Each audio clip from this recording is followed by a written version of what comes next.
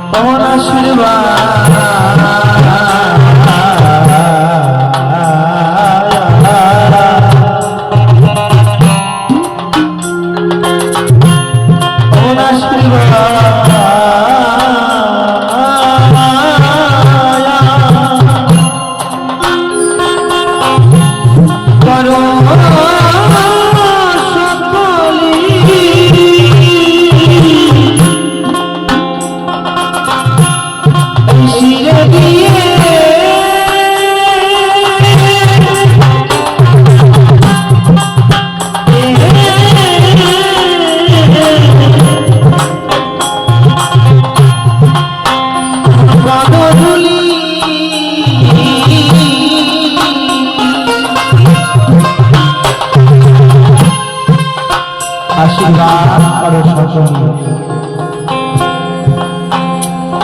এই শিরে দিয়ে পদধূলিতে কি হয়?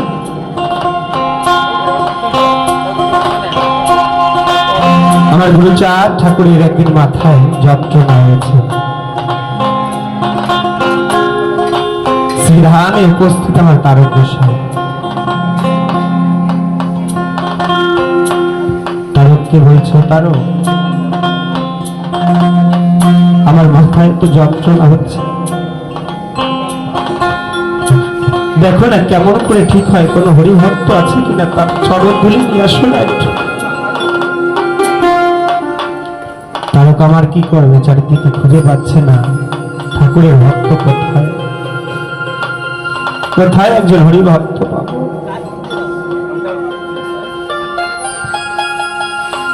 কামনা সাগরের পাড়ে বসে রয়েছে কে? আমার তারক গোসাই। কে যেন গুনগুন স্বরে এক পাখিতে বলেছে, তারক এত চিন্তা কিসের? চরণ ধুলি নিয়ে তুমি গঙ্গা চন্নায় বসে আছে, অশ্বিনী গোসাইয়ের কাছে ছুটে আমার তারক গোসাই ছুটেছে আমার অশ্বিনীর কাছে। ছুটতে ছুটতে গিয়ে অশ্বিনী আমার গেছে ধানের কাজে, ধান লাগাচ্ছে, এতটা কাদা। দৌড়ে গিয়ে বলছে, অশ্বিনী তুমি আমার সাথে চলো। অশ্বিনী গোসাইকে কাঁধে নিয়ে তারক গোসাই আমার ছুটেছে। বলছো বাবা বলো না কোথায় নিয়ে যাচ্ছ? তুমি আমায় আদর করে কাঁধে বসিয়ে কোথায় নিয়ে যাচ্ছ বলো না। অশ্বিনী বাবা গুরুচাঁদ মাথায় যন্ত্রণায় ঠিক করে থাকতে পারছে না, তোমার চরণ ধুলি ব্যতীত বাবার মাথার ব্যথা ঠিক হবে না, কি বলো? তুমি আমায় নামাও, দেখো আমি দৌড়ে দৌড়ে সবার আগে চলে যাচ্ছি। প্রাণনাথকে ভালোবাসলে ভালোবাসার কত যন্ত্রণা কত সুখ সে বোঝে। জীবনে একবার ভালোবেসে দেখো ভালোবাসার কত কষ্ট। তাকে না দেখতে পেলে, সে না কথা বললে মনটা চিনচিন করে যায়। ছুটেছে আমার অশ্বিনী গোসাই, গিয়ে দেখছে গদি ঘরে ছটফট করছে আমার গুরুচারটা। বলছে বাবা আমি ছুটে এসেছি, দেখো তোমার কত চরণ ধুলি লাগবে। ও বাবা এই নাও, আমি দিয়ে দিলাম তোমার চরণ ধুলি ধুলি।